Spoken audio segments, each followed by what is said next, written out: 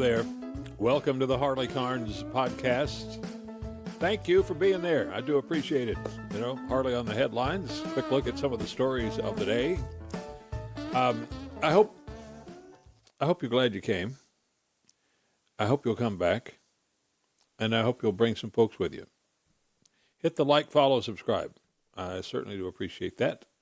And we'll take it from there best we can. President Trump has said what was already clear to everyone.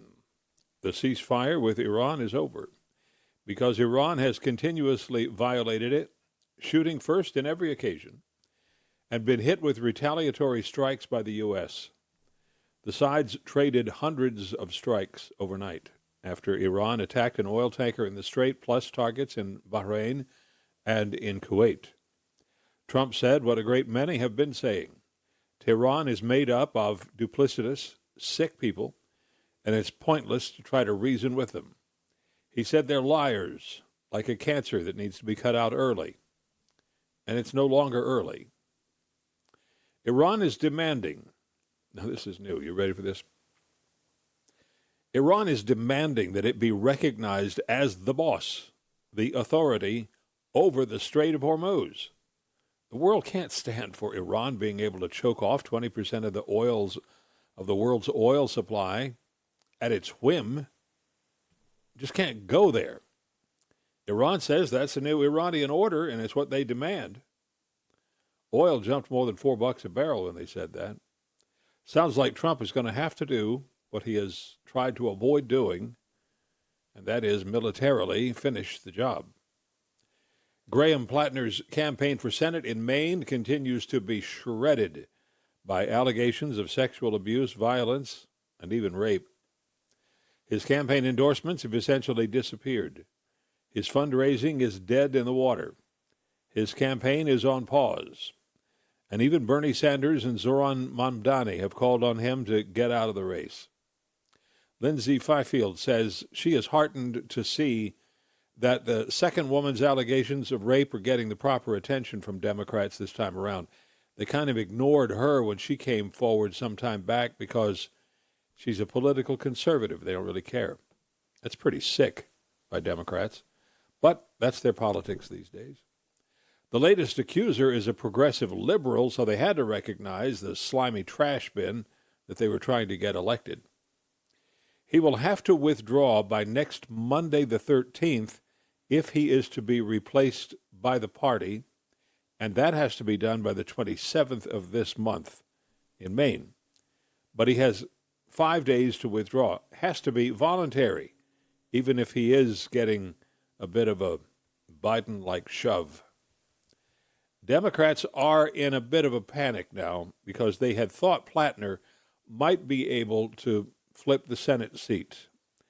Well, now the Democrats in Maryland say they'll hold a special session next month in August to redraw election district lines. Maybe they'll do that, with an eye toward making sure more Republicans lose their races in Maryland. Democrats hold 7 of the 8 seats in the U.S. House out of Maryland. They want the last one, and they plan to make new district lines to keep out Republican votes in it. Both parties have been gerrymandering their districts in states all across the country. In Maryland, though, it's going to take a vote by voters on an amendment to the state's constitution before that redistricting can happen. So it may or may not. NATO's countries in Europe, along with Canada, have agreed to build a new missile. This is good news, I guess. They plan to make a new long-range ballistic missile, 1,250-mile range, which puts all potential enemies within targeting. A $50 billion project. They'll also be working on the precision strike support capabilities on the ground that have to go with it. President Trump has put immense pressure on NATO allies to do more in their own defense, and they're doing it. The Pfizer building in New York City could collapse even further, probably will unless it can be fixed. Construction crews saw some support columns buckle, said like a cigarette bending. They were up there, right? That would not be fun, right? Floors 21 through 26 partially collapsed. Floors with big holes in them now.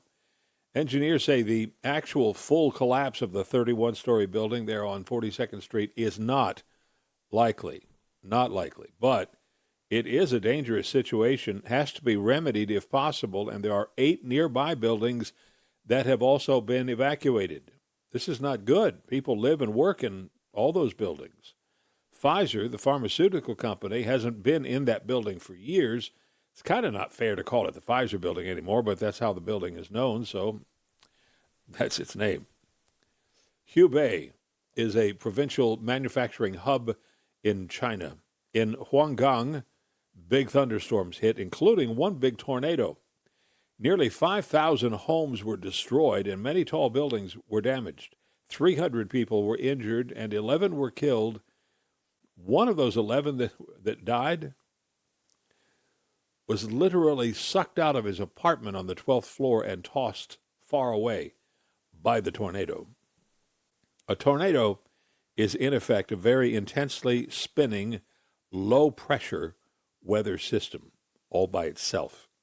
A giant suction machine. That's why buildings explode, as the air inside the buildings blasts outward in response to the suction. It's, higher pressure air trying to get to the low pressure on the outside if the tornado is there. Once the doors and the windows are broken and open, the 160-mile-an-hour winds, in this case, can get inside and rip the building apart. And that's why you see houses reduced to splinters. The man, his sofa, all his cabinets, they were snatched right out of the shattered windows by the twister and sent flying to parts wherever. Sorry to say, part of the Obama legacy is, of course, Obamacare, the Affordable Care Act, which has proven not to be quite so much. Obamacare insurance rates went up 20% this year. That's huge. Now the word is rates are likely to go up 14% more next year. And if you're in the middle class, making 4 times bare poverty minimum, which means most people in the middle class, increases in costs will be even higher. Obamacare covers about 10% of the population, and it lost about 2.5 million customers, enrollees, last year. Most try to find less expensive health insurance elsewhere, and many fail because the evidence says health care insurance under the current system simply costs too much. It's just real. There is a growing hunger for the moon, specifically for opportunities to do business on the moon. I'm not so sure I'd want to go anymore. The more I learn about the moon, the more I learn about what they're actually going to be facing up there, I'm not so sure I want to go. But we'll talk about that in great detail another day. This is important, though, and pretty interesting. First of all, when the U.S. begins to build work and living spaces on the moon, and that is the plan, they will need all kinds of support that NASA and SpaceX cannot provide alone. All kinds of payloads will have to be taken up there, pre-positioned for workers and colonizers to come. Just building materials, think about it. An enormous amount of stuff has to be taken up ahead of time. In Japan, a company called iSpace plans to have 3 lunar landers making landings on the moon by 2030, each capable of carrying about 1,000 pounds of cargo up and depositing it there. They call them taxis or space buses. Not for people yet, just cargo. And they're doing it in concert with NASA and with SpaceX. Now, many astrophysicists and astrothinkers, like me, think the moon can be useful if we can solve some very dangerous and persnickety problems.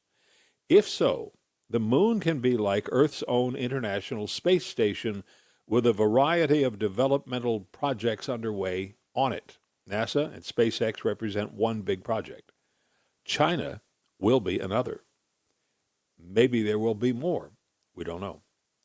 Many of those same astrophysicists think Mars is a fool's errand, at least for human exploration and exploitation. I happen to agree with him because the more you look into it, the more that will become the thought of many people.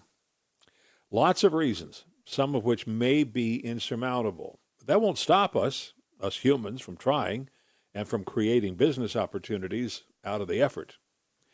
Gotta love that. We'll see. We'll see. We will see. Lastly, I just love it when STEM education and the Guinness Record people get together. Science, technology, engineering, and math. It is the tree on which infrastructure, invention, and the future are built. At the University of Pisa in Italy, a group of students have set a new record with the largest paper airplane. And it flew farther than the Wright brothers first flew with power. The students say they started off playing with paper airplanes during breaks in school, just having fun, then decided with the right method, even a piece of paper could become real engineering, and Project Icarus was born. It took months of study, simulations, starts and restarts, lots of mistakes. But finally, a plane made entirely of paper and glue was ready to fly. The wingspan, 65 feet 9 inches, and it flew 193 and a half feet. Want to see? Here's video from the Guinness people.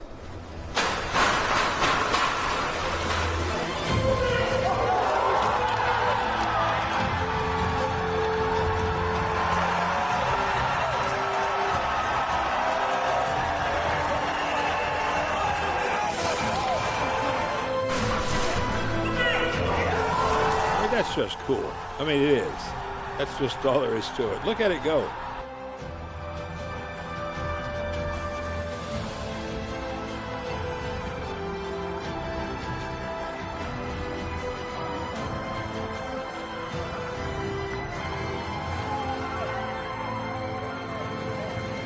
By the way, the Wright brothers' first powered flight lasted 12 seconds and covered 120 feet.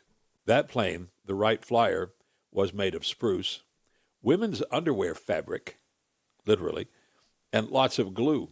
It had 2 engines, each with 8.5-foot long propeller, and a custom hand-built 12-horsepower engine. Its wingspan was 40 feet, 4 inches, a lot shorter than the paper airplane. Most important, though, of course, it carried a person, Orville, the younger brother, the one with the mustache. They took turns on the second, third, and fourth flights, so both flew it. And after parking it, by the way, the wind kicked up at Kill Devil Hills and wrecked the plane. They rebuilt it, never flew it again, but eventually they gave it to the Smithsonian. Rhoda, thank you. Thanks for dropping in today. I do appreciate it. Hope you'll come back. Bring some folks with you. You have given me some of your time. I appreciate it. And I'd like to get a lot of time back, wouldn't you? Time's precious stuff. Hope you'll pop in from time to time to HarleyCarnes.com. Also, check out the podcast if you're out and around, Spotify, X, Facebook, too. I am Harley Carnes. Until next time, do yourself a favor. Make some good, conscious choices in your life. Make a decision to be happy. And fly safe. It is the only way to get there.